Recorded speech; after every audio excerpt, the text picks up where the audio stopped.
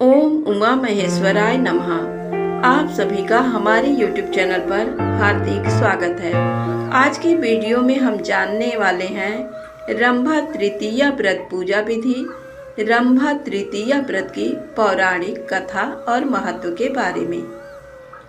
प्रातःकाल स्नान आदि से निवृत्त होकर नवीन वस्त्र धारण करें। पूर्व दिशा की ओर मुख कर भगवान सूर्य का धूप, दीप, गंध, पुष्प, नैवेद्य से दीप जलाकर पूजन करें।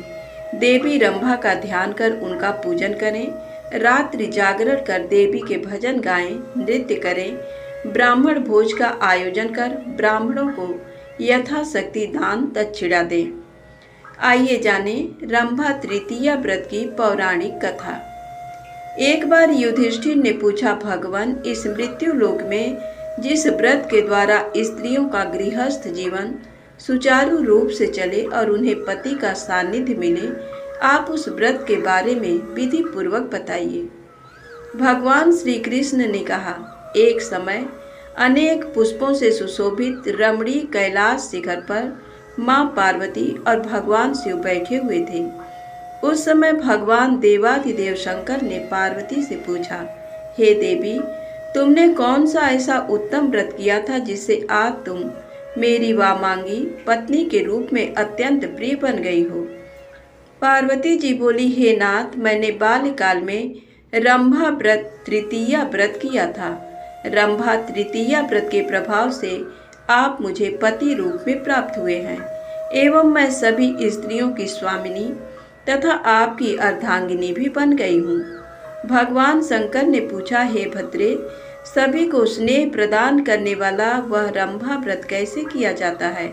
इस व्रत की क्या विधि है? तुमने इस व्रत को जिस विधि से किया है वह सब तुम स्त्रियों के हित के लिए उसे बताओ। देवी पार्वती जी बोली, हे देवों के देव महादेव, एक समय मैं बाल्यकाल में अपने पिता के घर सखियों के साथ खेलती थी। उस समय मेरे पिता हिमवान तथा माता मैना ने मुझसे कहा, पुत्री, तुम सुंदर तथा सौभाग्यवर्धक रंभा तृतीया के व्रत का अनुष्ठान करो। उस व्रत को करने से तुम्हें सौभाग्य, ऐश्वर्य तथा महादेवी पद की प्राप्ति हो जाएगी। हे पुत्री, ज्येष्ठ मास के शुक्ल पक्ष की तृतीया को स्नान कर इस व्रत का संकल्प ग्रहण करो। उगते हुए सूर्य के प्रकाश में पूर्व की दिशा की ओर मुख कर बैठ जाओ और चार भुजाओं वाली एवं सभी अलंकारों से सुशोभित तथा कमल के ऊपर विराजमान भगवती महासती का ध्यान करो।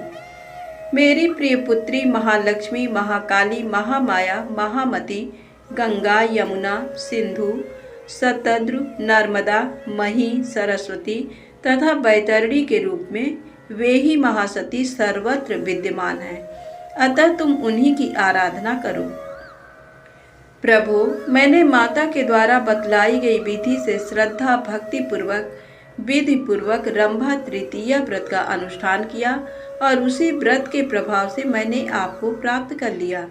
जो कोई स्त्री पुरुष इस रंभा तृतीया व्रत को करेगा उसके कुल की वृद्धि होगी, उसकी समस्त मनोकामनाएं पूर्ण हो जाएगी।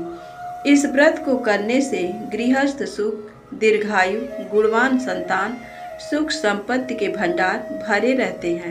रंभा तृतीया व्रत में देवी भगवती सती व स्वर्ग की अप्सरा देवी रंभा व सूर्य देव का विधि विधान से पूजन किया जाता है। इस व्रत में चूड़ी के जोड़े का भी विधि पूर्वक पूजन किया जाता है। चूड़ी के जोड़े को देवी रंभा का प्रतीक माना जाता है। धन, ऐश्वर्य और सुंदरता का वरदान देती है देवी रंभा। रंभा तृतीया व्रत जीवन में एक बार अवश्य करना चाहिए। धन्यवाद। प्रेम से बोले पार्वती माता की जय हो। आइए सुनते हैं गणेश जी महाराज की कहानी। एक बुढ़िया माई थी, मिट्टी के गणेश जी की पूजा करती थी। रोज बनाए रोज गल जाए। एक सेठ का मकान बन रहा था। वो बोली, पत्थर का गणेश बना दो।